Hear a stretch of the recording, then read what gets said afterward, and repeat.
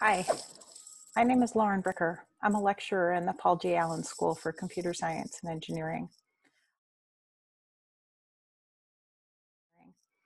I've been teaching for about 13 years now. I had been teaching at Lakeside High School in Seattle as a computer science teacher for about 10 years. I joke around that I'm a recovering high school teacher at this point. I wasn't always into computer science, although I did have a really lucky opportunity when I was in high school back in the Detroit area in Ann Arbor, Michigan. We had a high school that fortunately had a computer lab that had a whole bunch of Apple II GSs and TRS-80s, and there was a old Ford engineer who had gone back to teaching high school calculus, and he insisted that we all learn how to program these machines in BASIC and write some programs to do the mathematical calculations that we would normally do by hand. I didn't know it at the time, but it was just kind of fun, and we would hang out. Me and my friends would hang out in the lab in the at lunchtime. I did go to the University of Michigan for my undergrad, and I didn't know to take computer science. I knew that there was an engineering program. I had friends who were in the engineering program, but I had a whole bunch of math credits coming in, and I thought, oh, I'll just get out of school really quickly. So I majored in math. The job that I got right out of school was sight unseen. I got a job at Boeing here in Seattle, and I packed up my car and I came out to Seattle, and I wound up working for it was actually Boeing military at the time. I wasn't very happy about it, but I wound up working on flight path management and navigation systems for the next tactical fighter for a proposal. I didn't like it very much, and I wound up not staying there more than about a year and a half. I bounced around jobs, kind of faking it. I totally felt like I was faking it, even though I had been given this job to do computer science, to do programming for for Boeing. The next job I had was for a very small company, and I taught myself how to program in C, and they ran out of money, like most of the small companies at that point.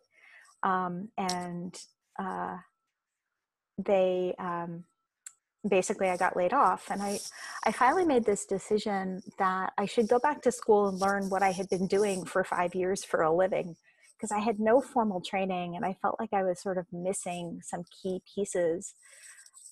So I applied and I got into the University of Washington, and I spent I was originally only going to get a master's degree, and then I found something that I really, really liked, which was thinking about how to use computers to teach students or to keep students engaged in middle school in math and science. So what my learning experience was like, it was very weird coming in as a master's student with very little formal training in computer science. I always felt like I was behind everything. I didn't know the tools. Everybody seemed so fluent in everything, and I was just like sort of stumbling around. I had to take a whole bunch of undergraduate courses to kind of catch up, which I did, but I never felt like I was doing a really great job at it.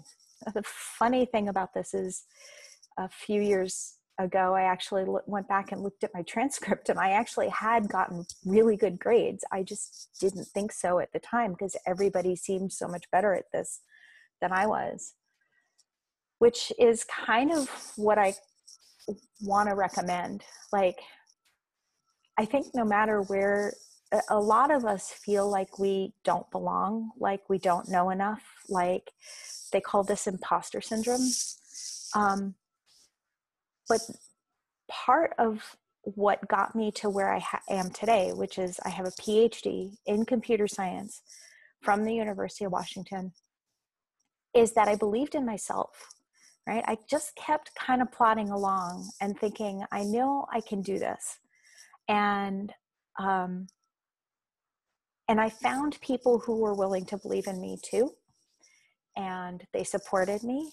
And maybe I didn't invent the next greatest algorithm that turned into a search engine, or the next space greatest thing for graphics algorithm to do beautiful things. But I have been committed to figuring out ways in which we can engage women and underrepresented minorities in computing, and see that it is a valuable tool that anybody should be able to try. And I feel like that's very valuable in and of itself.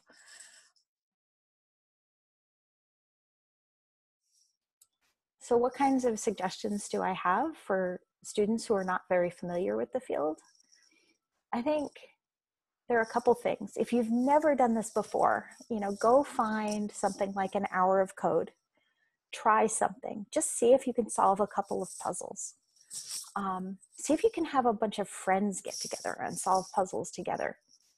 If you really enjoy it, find a project that you really enjoy, that you think could be solved with a computer. Maybe it's something like your homework, you have a chemistry problem or a biology problem or even a math problem that you're just really bored of doing by hand.